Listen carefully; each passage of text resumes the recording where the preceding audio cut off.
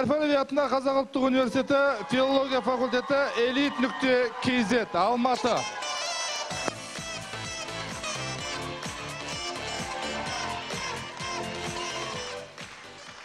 Қалайсыздар бұлай? Жағдайларыңыз қалай? Жақсы ма? Мынау соқтармен, бір реквизиттермен шығып жатыр. Мен 3 қарындасымды алып келдім, мен не бар басқа?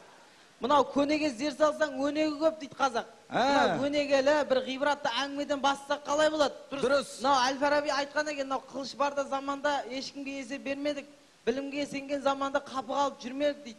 Бір білімділігімізді, бір біліктілігімізді бір айтайық мына жерде. Мақал деңдерші. Мақал. Мақал деген мынау тура айтылған екен негізі. Қазақ тегін айтпаған ғой, бір 300-ге ма 200-ге ма айтқан ғой бір. Мынау дұрыс айтқан екен. Мынау ұста, мынау. Ұрымаңдаршы алдым мен, сосын кейін айтайын. Мынау ұстаздан шәкірт озар деген дұрыс айтылған екен. Ана мен дышыдан беретін Мұхтар деген ағай білесің ба? Мәкең ба? Сол. Екеуміз жүгіруден жарыста мен озып кеткенсің ба?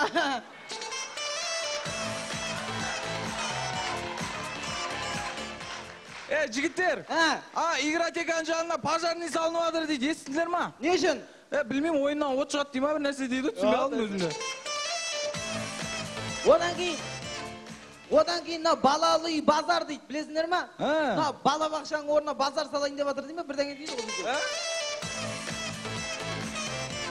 Сонымен біз жаңалық айтамыз. Не жаңалық дейіндерші? Не жаңалық? Бұлай өздерінде не жаңалық бұлай?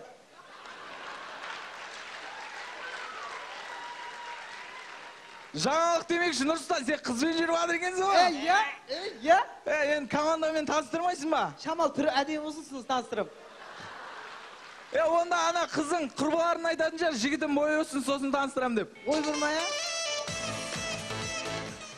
Сен түрің онша емес бұл сізді әңгімені өлтіреді екенсің бұлай, Менде бір жаңалық бар. Мына ұмытшақтықпен қатты бір ауыратын апа. Душқа барам деп сүлгісін ұмыт кетті. Одан кейін үйіне барып сүлгісін алса, душқа баруды ұмыт кеткен ғой. Сөйтіп. Одан кейін енді сүлгін не үшін аған ұмытып жатыр дейді ма бірдеңе дейді. Одан кейін мынау көршінің иті бар емес па? Байғалидың қоразын жеп больницаға түсіпті. Не, отравление оқып па не? Білмеймін, тауықтар жабып кетті дейді ма бірдеңе дейді ғой. Жал мынау сайлау өтті, өздеріңіз біледі, кезектен тыс сайлау өтті. Сол сайлау, мынау кезектен тыс сайлау, мынау Германия мен Қазақстанның футбол ойыны сияқты болды. Қалай сонда ол? Енді кім жеңетінін біліп отырасың енді алдынан. Жал мынау, менде бір жақсы жаңалық бар, біздің командада жақсы жаңалық. Мынау 3 мамырдан бастап продукты арзандайды екен. Халыққа өте ыңғайлы жер ол. Ой бұрмай, маған ыңғайлы жақсы болды десе қайда? Ей, Нұрсұлтан, оны қой берші. Анау ғалымдар бой өсіретін дәрі ойлап тауыпты дейді. Оның маған не қатысы бар енді? Жай әңгіме осы. Бәсе сөйтіп қойса. Одан кейін мынау, не айтамыз басқа мынау, біздің команда мақтанышы ғой мынау. Мақтанам мен осылармен, Құдайға шүкір, мынау тоқшылық сыйымылда. Мынау енді Құдайға шүкір, мен айтпай қойм, білесіздер ғой өздеріңіз. Мынау біздің команда Рүстем бойға қатысқан. Қандай бой деші? Қандай бой? Собачий бой. Адам тірлігі ма, әнеуіттегі 2000 теңге берем дедім, сол бермей кетті ғой, 2 ай болды ғой. Нұрсұлтан, неғып ит деп итке кеп тіреліп қалдыңдар? Біле білсең, ит 7 қазынаның бірі. Ата-бабамыз кезінде аңға шыққан кезде тазысымен, итімен қосып шыққан. Енді сен бекерден ап шыққан жоқпыз бұл жерде. Сонымен көреміз алтын сақа ертегісінен үзінді. Апа, сақамда періп бересіз ба? Нағыл дейді? Сақамда періп бересіз ба? Жаңа балалар кебет ойнап ұтып алды.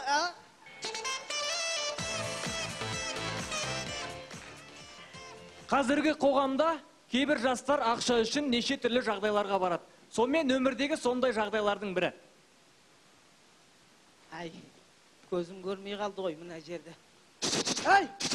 Мына жерде пойыз жоқ еді ғой. Көке өткіз жерейін ба? 300 теңге. Мақыл берем. Жүріңіз кетік ал.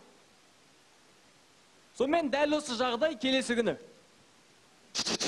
Балам пойыз басып кетеді, жүр айналайын.